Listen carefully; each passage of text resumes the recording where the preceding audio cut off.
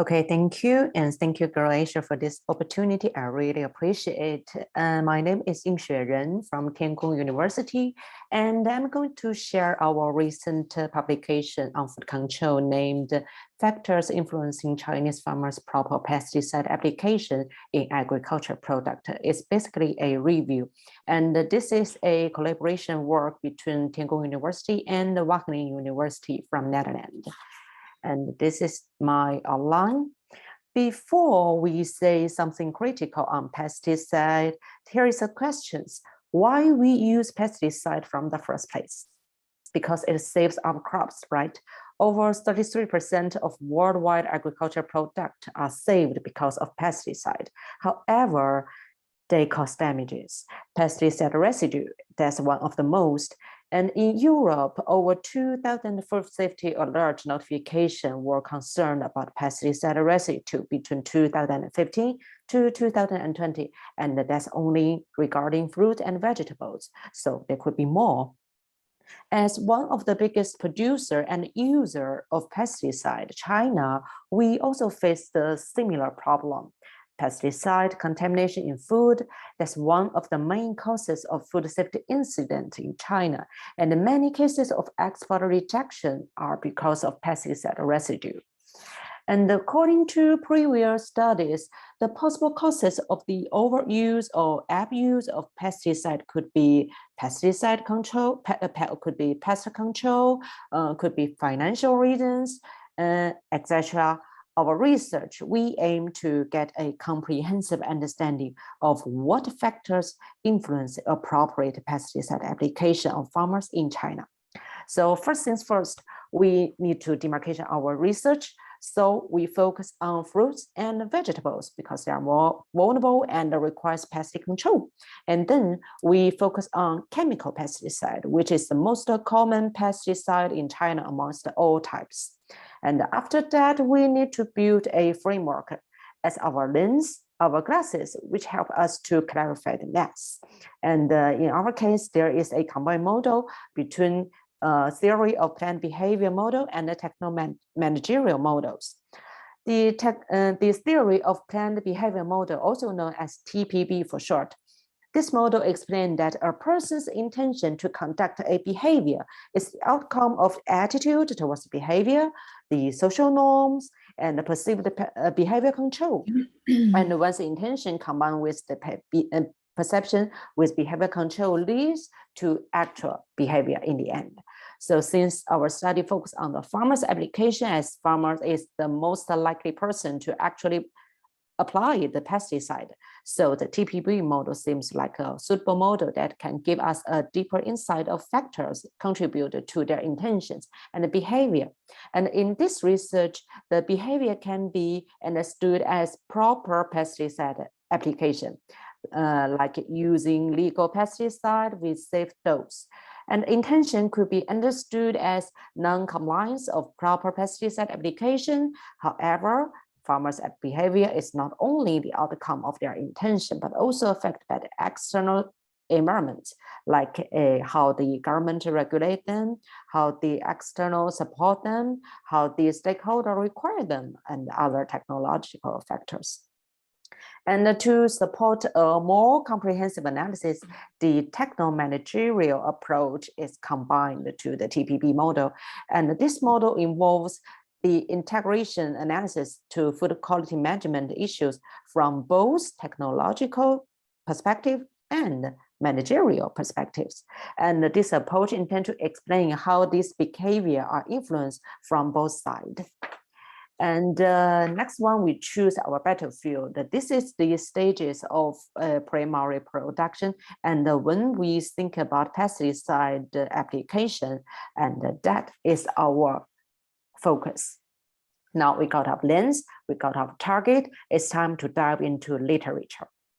We designed a literature review strategy to collect our studies, and which is described in these 2 pages. Long story short, after 4 round selections, we yield out 45 articles, and then we go through literatures to find out what factors are there and how they influence farmers' behavior regarding like pesticide application, pesticide use, and we categorize them into different parts of our framework, and we got this. So first, as we assumed, the pesticide application is the result of the interaction between multiple actors, like the farmers, of course, but also the input suppliers, the government, the cooperative, and the neighbors, public, all of them. They're all involved. That's exactly the definition of complex systems, which requires a system approach to analyze, like our framework.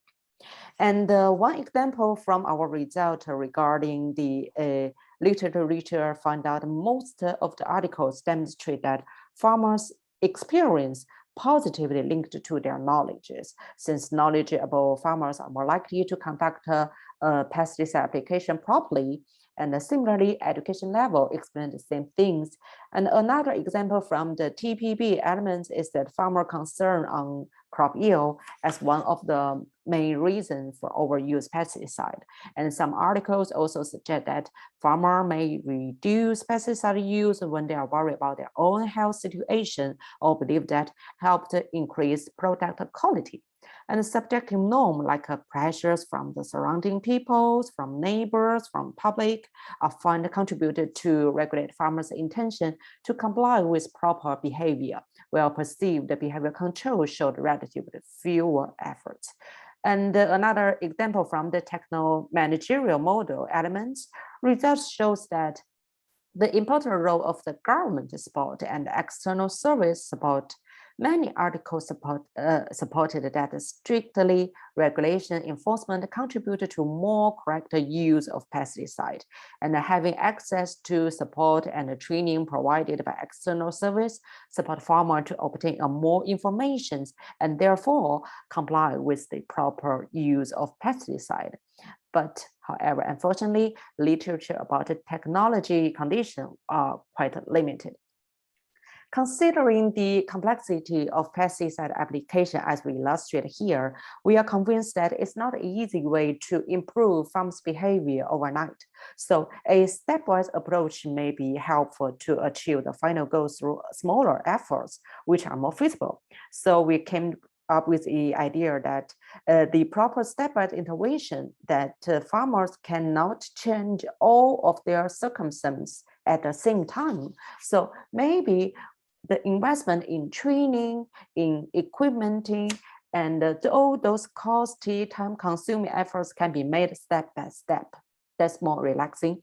And the proposed intervention for each stage could be further differentiated because of their concern with different actors, like I mentioned before, farmers, suppliers, and the government, extension service. They are all part of this. They all take steps to go further from the intermediate stage to eventually advanced stages. So each contributes differently to the problem of high pesticide residue, and each can be employed differently intervention to mitigate the problem. And that will be our recent studies. Any questions? Excellent, thank you very much. And if you could just go back to the slide before, because I think that's a great slide just to end on, actually, because that to me is really interesting, these stepwise interventions, and I think yeah, it's very, very good. A couple of questions that are coming through. One is how important, I guess, did you find in the literature was the educational level and experience and knowledge of the farmer to their use of pesticides? Well, that's quite complex and really good questions.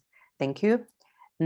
Because when we go through the literature regarding the experience of farmer itself or their families, if they have some experience about pesticide poisons themselves or something they're very close to, like neighbors, families, they will pay attention to the proper pesticide application. That's one part. And the other part is if they experience that we overuse or abuse pesticide will came up with a more profitable crop yield, they will continue to overuse and abuse the pesticide. So it's like they have two coins of the two sides of the coins regarding the knowledge and educations. Yep, excellent answer. Very good. And with regard to the external influences, how strong was that influence of sellers to farmers' decision to apply pesticides? A lot, honestly, a lot. Because most of the farmers, from the literatures, they live on farming. So there will be most of their incomes are from what they grow. So the crop yields and how they sell, how much they sell, there comes a lot. But surprisingly, that the quality which will be transferred into a price frame have not been ring alarm to the farmers. In other words, they get the sense that if the quality is good or better, we can get a better price, we can sell with a higher price, with a price prime. But it's not that 1 + 1 = 2 simple to them. Okay, great. And that's a really good point. And listen, somebody had a question here just back about the farmer use of pesticides. Did you find any correlation between the safe use of pesticides by farmers and their education level? Yes, absolutely.